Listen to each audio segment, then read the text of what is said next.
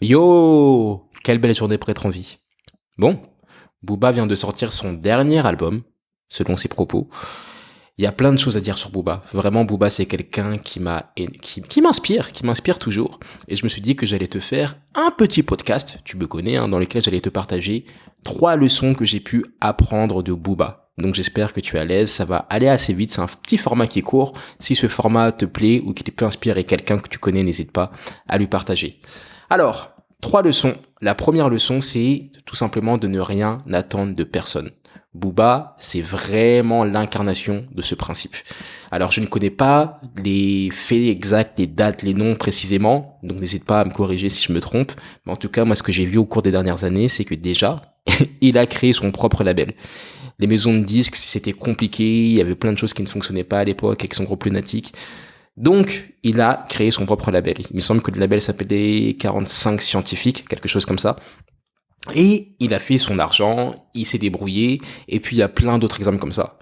Booba, il a créé également sa marque de vêtements, il a créé son propre média quand il a vu qu'il avait des conflits avec les radios, que c'était difficile de les diffuser, et quand il a vu que ça devenait compliqué en France, qu'on lui disait, bah la France, tu l'aimes ou tu la quittes. Eh ben, il a quitté la France.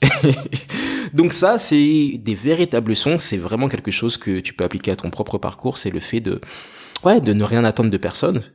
T'essayes de tirer le maximum d'une situation, et si ça ne fonctionne pas, tu ne forces pas, tu crées, tu entreprends. Ça, c'est vraiment c'est vraiment l'incarnation d'entrepreneuriat. Il s'est débrouillé, il a fait avec ce qu'il avait, et puis il a grossi, et puis maintenant, il récolte les fruits de ce qu'il a semé. Première leçon, n'attends rien de personne. La deuxième leçon qu'on pourrait tirer du parcours de Booba, selon moi, c'est le fait de ne pas être chiant. Alors, je m'explique. C'était Paris Hilton qui avait tweeté cette phrase célèbre qui était, hey, ne soyez pas chiant. C'est la seule chose qui est importante dans la vie. Ne soyez pas chiant et soyez toujours bien habillé. C'était quelque chose comme ça. Et Booba, il n'est pas chiant. Alors, il est très polarisant. Il y a plein de choses où tu peux dire, ouais, bon, là, t'es peut-être allé un peu trop loin, tu sais pas, mais ça, c'est ton jugement. Et c'est ça qui est fort, c'est que il arrive à polariser, il arrive à faire une musique qui est divertissante, il arrive à faire une musique qui va choquer, mais en même temps qui va t'inspirer. Il a une musique assez contradictoire. Il arrive à aborder plusieurs thématiques. Il est vraiment, vraiment, c'est un entertainer. Il a aussi une communication qui est incroyable sur les réseaux sociaux. Il sait vraiment bien les utiliser. Et tu peux pas t'ennuyer en regardant ses stories. Tu vas forcément te dire, ouais, non, là, il est parti trop loin, ou il est drôle, oh là là, il est fou. Et ça, ça fonctionne très bien sur les réseaux sociaux. Donc, tu n'es pas forcément obligé de faire comme lui, mais tu peux trouver des moyens, on peut tous trouver des moyens de ne pas être chiant dans notre art, dans notre manière de communiquer, dans notre manière de nous habiller, vraiment, de ne pas oublier que nous sommes là pour impacter les gens et pour les divertir, pour les faire, pour qu'ils rigolent, pour qu'ils soient heureux, qu'ils pleurent, peu importe, mais il faut pas être chiant, il faut vraiment réussir à provoquer, à susciter des émotions chez les gens, et c'est un peu notre travail en tant qu'artiste, et Booba le fait très bien. D'ailleurs, combien de phrases de Booba sont dans le dictionnaire ou combien de ses répliques sont devenues, je sais pas moi, iconiques. Garde la pêche, OKLM, DKR, il y en a plein, il y en a plein, il y en a plein, il y en a plein. Donc c'est vraiment réussir à être mémorable, à créer un peu pas la bande son de la vie des gens, mais tu vois, à faire en sorte d'être vraiment présent dans leur vie, de grandir avec eux. D'ailleurs, un truc complètement fou, tu vois, moi j'écoutais Booba quand j'étais petit, j'ai été animateur en centre de loisirs en colonie de vacances quand j'étais un peu plus jeune, et je voyais les enfants, des jeunes ados qui écoutaient Booba. Je me disais, attends, mais t'écoutes Booba, mais j'écoutais déjà Booba il y a 20 ans, c'est fou. Et ça, c'est vraiment fort, et je sais pas s'il appréciera la comparaison. Mais ça me fait penser à Michael Jackson. Il y avait eu un documentaire qui était passé sur TF1, il me semble, il y a une dizaine d'années. C'était des journalistes qui étaient partis dans la forêt, qui étaient partis en Amazonie ou je ne sais plus où, vraiment dans une contrée lointaine, et ils avaient montré plein de vidéos aux habitants locaux, et les habitants ne savaient pas que les hommes étaient partis sur la Lune. Ils ne connaissaient pas Zinedine Zidane, mais ils connaissaient Michael Jackson. Tu vois, donc je ne pense pas que ça soit la même chose avec Booba, mais en tout cas Booba, lui, il a réussi à créer des choses qui sont mémorables et qui font que beaucoup de personnes connaissent Booba.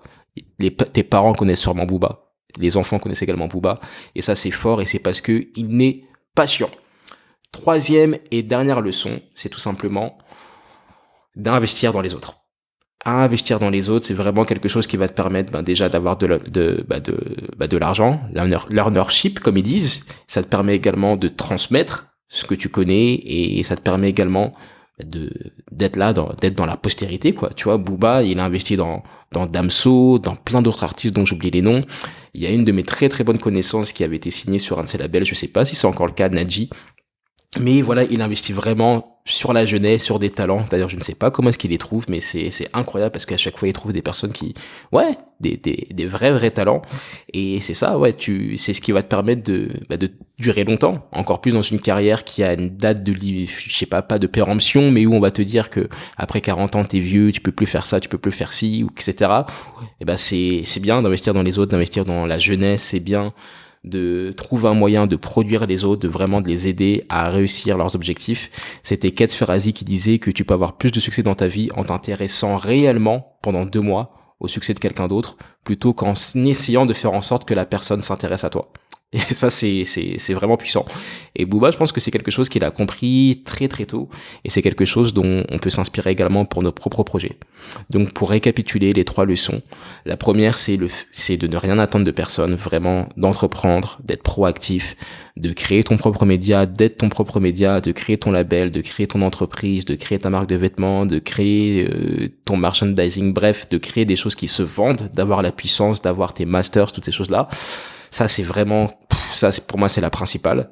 La deuxième, c'est de ne pas être chiant, donc de chercher à, comment dirais-je, divertir les gens, chercher à susciter des émotions, à être polarisant aussi. Si tu n'es pas polarisant, bah tu es chiant. C'est pour ça qu'il y a beaucoup de personnes qui, bah ouais, qui se sont fait clasher justement parce qu'elles étaient pas assez polarisantes, et beaucoup de gens les critiquaient parce que elles étaient toujours très, comment dirais-je, démagogues.